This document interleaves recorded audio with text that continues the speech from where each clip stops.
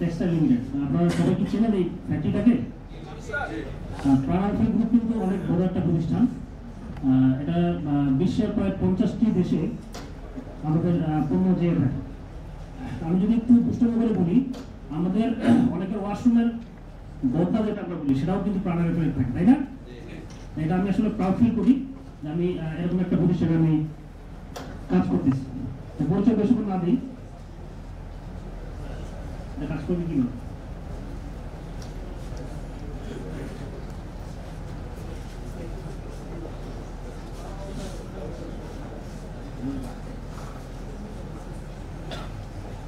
আচ্ছা, এখন কিছু কোম্পানির লোগো দেখা যাচ্ছে, দেখতেছেন? এটা আমার আরেকটা পরিচয়, আমি কোন কোন কোম্পানিতে কাজ করেছি। আমি আমার ক্যারিয়ার শুরু করছি স্কয়ার গ্রুপে। আমার স্কয়ার গ্রুপে অনেক কলিগ এখানে আছেন। আমি আমাদের এক ভাইকে দেখতেছি, যাকে এটা আমার জন্য অনেক গৌরবের। এর বাইরে আমি এই ফ্যাক্টরিতে কাজ করেছি, বর্তমানে প্রাণ আরএফএল গ্রুপে আছি।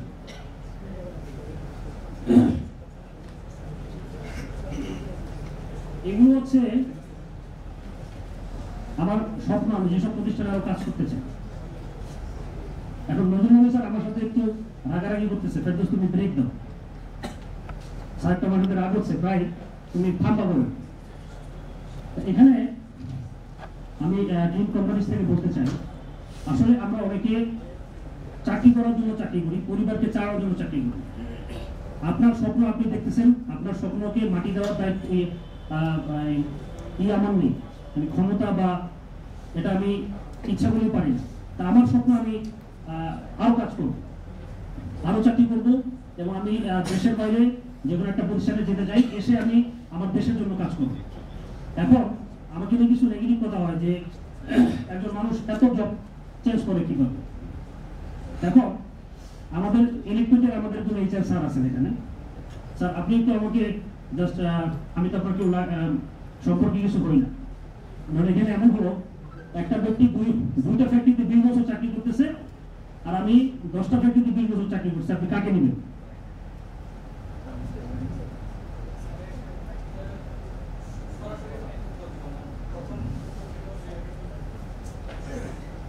Thank you. আসসালামু আলাইকুম।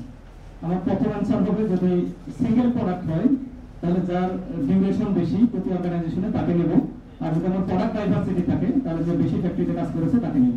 Thank you. আমরা আজকে এখানে কেন এসেছি?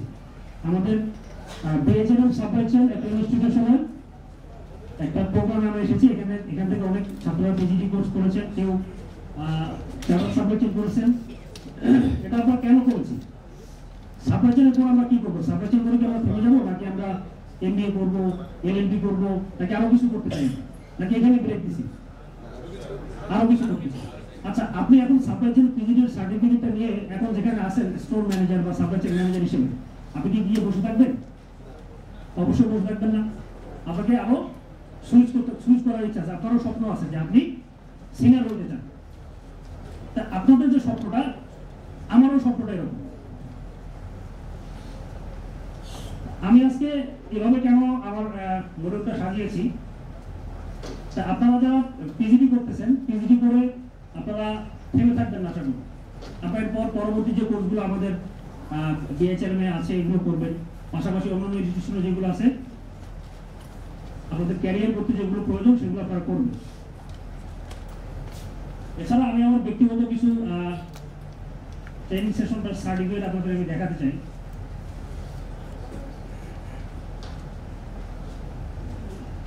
যেটা আমাকে সময় দেওয়া হয়েছে 5 মিনিট, আমি বেশি সময় নিব না। এখানে একটু দেখুন, আপনি নিজে জানেন, জেনে নিজে বসে থাকেন না, আপনি সমাজকে জানান। আপনি যেটা জানেন সমাজকে জানান।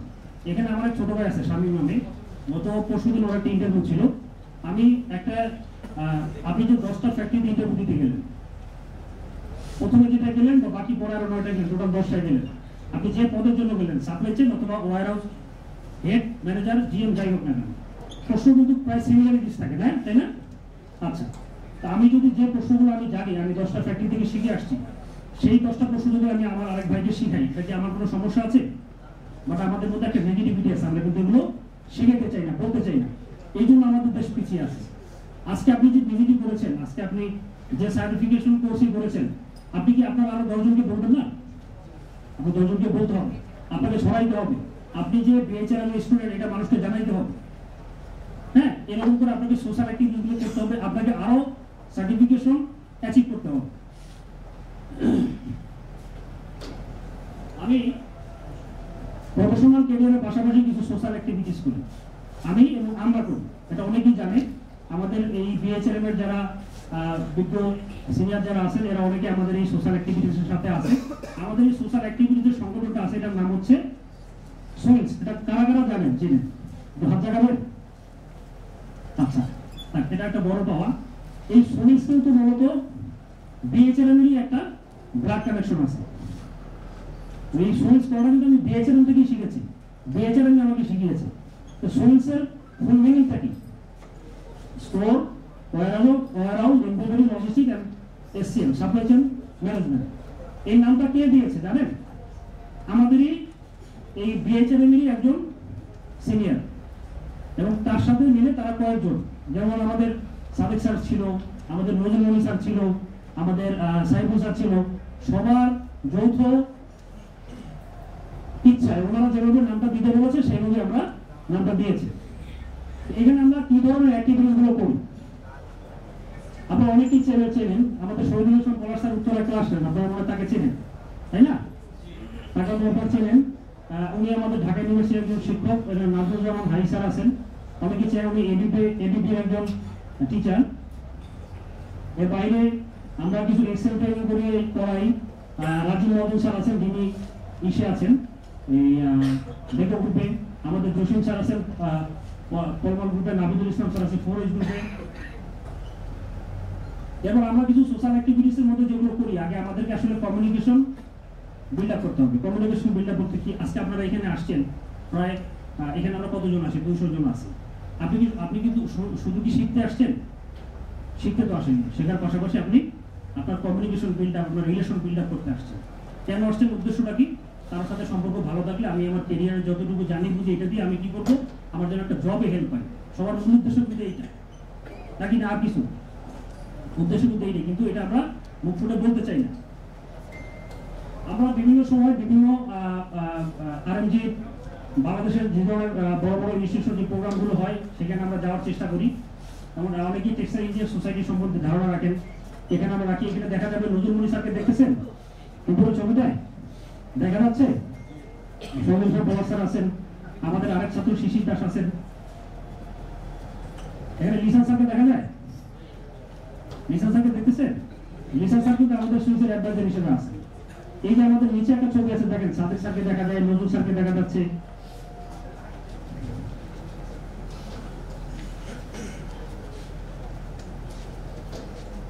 আমরা যে সোশ্যাল অ্যাক্টিভিটিস গুলো করি এর মধ্যে একটা প্রোগ্রাম আছে যেটা হচ্ছে আমরা বিভিন্ন এতিমখানা মাদ্রাসা আমরা মাঝে মধ্যে যাই, সেখানে গিয়ে আমরা তাদেরকে একদিনের খাবারের ব্যবস্থা অথবা 2 দিনের খাবারের ব্যবস্থা এগুলো আমরা করে দিয়ে আসি।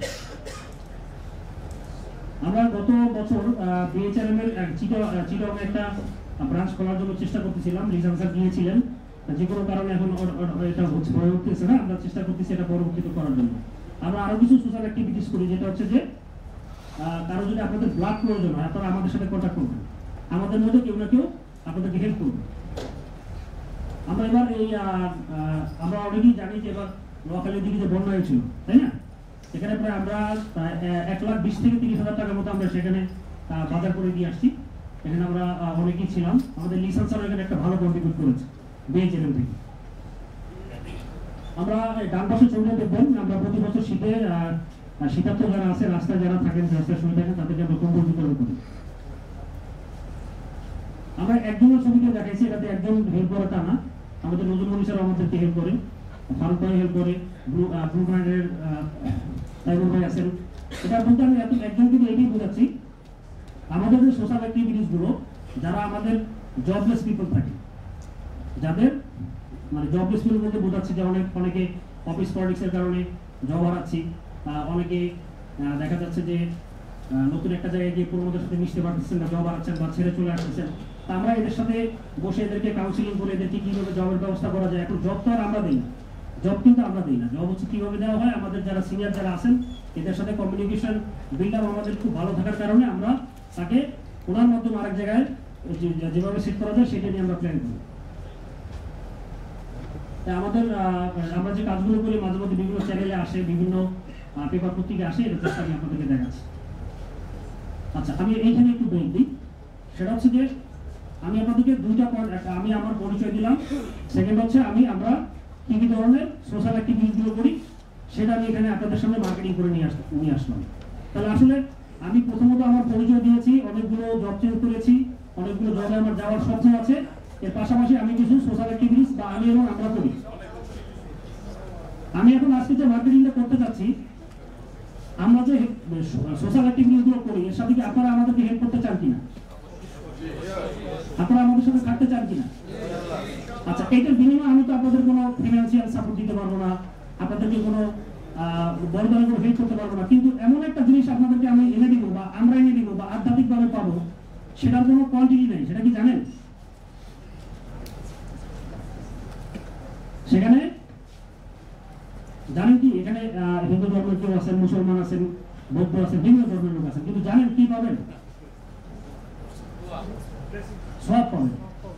যেটা এই সবের মার্কেটিংটা আমি করতে পারি হয়তো বা ভালো মতো পারতেছি না। তো সেক্ষেত্রে আমি জানি যে আজকে আমি এখানে যে আসছি সবের কারণে আসছি, আমি আমার যোগ্যতা অভিজ্ঞতার কারণে না। আমি আমার স্বপ্ন পূরণ করতে চাই আপনাদেরকে সহযোগিতা করে। তা আপনারা আমাদের সাথে থাকবেন? আমি একটা ছোট গল্প বলে পরবর্তীতে একটু ছোট্ট আছে, না 2 মিনিট সময় নিতে চাচ্ছি। রাজা, মন্ত্রী এবং লাউ, এখানে লাউ দেখা যাচ্ছে? আচ্ছা, এক দেশে রাজা ছিলেন, রাজার সাথে একজন মন্ত্রী ছিলেন এবং ওই রাজা লাউ খেতে খুব পছন্দ করতেন। রাজা যখন লাউ সে বছর যখন লাউ পাচ্ছিলেন, লাউ দাম কম ছিল, 50 টাকা করে পিস ছিল। তা মন্ত্রী সচরাচর লাউ এনে ওনাকে দিচ্ছে, উনি খাচ্ছে। কারণ এমন একটা সময় ওনার ফিনান্সিয়াল ক্রাইসিস চলতেছে, কথা বুঝেন, হয়তো ওনার ক্ষমতা নাই বা যাই, আমি যেটা বোঝাতে চাচ্ছি। এখন ওই সময় উনি খুব লাউ খেতে পছন্দ করতেন। তা ওই বছর লাউয়ের দাম ছিল কত? 20 টাকা। বুঝলেন, 50 টাকা যখন লাউয়ের দাম ছিল তখন সে খাইছে, যখন 20 টাকা প্রাইস ছিল তখন সে খায় নাই। এখন মন্ত্রী তাকে জিজ্ঞেস করতেছে, স্যার হুজুর, আপনি লাউ খেতে এত পছন্দ করেন, তখন তো 50 টাকা কিনে খাইছেন, এখন 20 টাকা কেন খাচ্ছেন না? এটা আমি তোমাকে পরে উত্তর দিব। আচ্ছা, পরের বছর মন্ত্রীর ফিনান্সিয়াল অবস্থা খুব ভালো, সে আবার তার দায়িত্ব ফিরে পাইছে বা তার দেশের অবস্থা খুব ভালো। এখন লাউর দাম হচ্ছে 200 টাকা। কত হয়েছে? 200 টাকা। তাহলে এখন মন্ত্রী জিজ্ঞেস করতেছে, হুজুর এখন কি করবো? 50 টাকা আপনি খাইতেন, 20 টাকা আপনি খান নাই, এখন 200 টাকা কি খাবেন? বলতেছে হ্যাঁ খাবো। এখন কয়েক ট্রাক নিয়ে আসো। তখন বলতেছে মন্ত্রী যে হুজুর, আমি আপনার আসলে বিষয়টা বুঝলাম না, আপনি 50 টাকায় খাইতেন, 20 টাকায় কিনে খাইলেন না, 200 টাকা কেন খাচ্ছেন? শোনো, যখন আমার প্রথমের দিকে আমার ফিনান্সিয়াল অবস্থা ভালো ছিল, বাট মাঝখানে কিন্তু আমার ফিনান্সিয়াল অবস্থা ভালো ছিল না বা আমার দেশের অবস্থা ভালো ছিল না। দ্বিতীয়ত, এখন আমার অনেক টাকা পয়সা আছে, আমাদের দেশের অবস্থা ভালো, আমার পরিবারের অবস্থা ভালো, আমার রাজত্বের অবস্থা ভালো। এখন 200 টাকা কেন? যদি 400 টাকা হয় আমি লাউ কিনে খাইতে পারবো। আমি আসলে কি বোঝাতে চাইছি? এটা দিয়ে ব্যক্তিগত জীবন, সামাজিক জীবন, এই একটা দেশের সবকিছু বোঝানো যায় এই একটা উদাহরণ দিয়ে। আপনি অফিসেও অনেক কিছু বুঝতে পারেন। সিচুয়েশন ডিমান্ডিং হওয়া মানে যখন আপনার যেটা প্রয়োজন তখন আপনি সেটা ব্যবহার করবেন এবং সেটা আপনি ব্যবহার করার চেষ্টা করবেন। আমি একটি এই 2টা আয়াত বলে শেষ করতে চাই। আমি যখন সোশ্যাল অ্যাক্টিভিটিগুলো করি, প্রতিদিনই বা প্রতি সপ্তাহে অনেকে আমার সাথে দেখা করে, আমার সাথে আমাকে আসলে অনেকে কান্নাকারি করে, তার অনেকে ওনার ওয়াইফ আমাকে ফোন দেয় যে স্যার আমার হাজবেন্ড তো ডিপ্রেশনে চলে যাচ্ছে, যে কোনো সময় আত্মহত্যা করতে পারে। আসলে এখানে অনেকে থাকতে পারেন এবং আপনারাও তাদেরকে বোঝানোর চেষ্টা করবেন যে এই রাজা এবং মন্ত্রী লাউ দিয়ে আমি আপনাদেরকে বুঝালাম। শেষ হচ্ছে যে এই আয়াতে কি বলা হয়েছে যে ইন্না মা'আল উসরি ইউসরা, ইন্না মা'আল উসরি ইউসরা। আমাদের আল্লাহ বলেছেন যে অতঃপর কষ্টের সাথে রয়েছে স্বস্তি, অবশ্যই কষ্টের সাথে রয়েছে স্বস্তি। এটা কোরআনে কিন্তু 2 বার বলা আছে। আমরা যদি আল্লাহকে বিশ্বাস করি আমরা কষ্টের পর শান্তি পাবো, এটা আমরা বিশ্বাস করি। আপনারা সবাই আমাদেরকে সহযোগিতা করবেন, অফিস কলেজগুলো কম করবেন, একজন আরেকজনের জবের ক্ষেত্রে কিভাবে হেল্প করা যায়, তাকে ওখান থেকে বের না করে কিভাবে তাকে ওখানে সাস্টেইন করা যায়, তাকে কিভাবে ট্রেন আপ করা যায়, বিএচআরএম এ পাঠিয়ে কিভাবে পিজিডি কোর্স করানো যায়, বা চার্টার সাপ্লাই চেইন করানো যায় বা এমবিএ করানো যায়, এগুলো নিয়ে তাকে ট্রাই করে তাকে আপনি যাকে এখানে বসাতে চাচ্ছেন আপনার ওই পছন্দের চেয়ারে, ওই চেয়ারে আপনি তাকে বসানোর চেষ্টা করেন বা তার সাথে আপনি মিউচুয়াল আন্ডারস্ট্যান্ডিং এ করে তাকে আপনি সহযোগিতা করেন। আমি এইগুলো আমার বক্তব্য শেষ করতেছি। অসংখ্য ধন্যবাদ। আসসালামু আলাইকুম।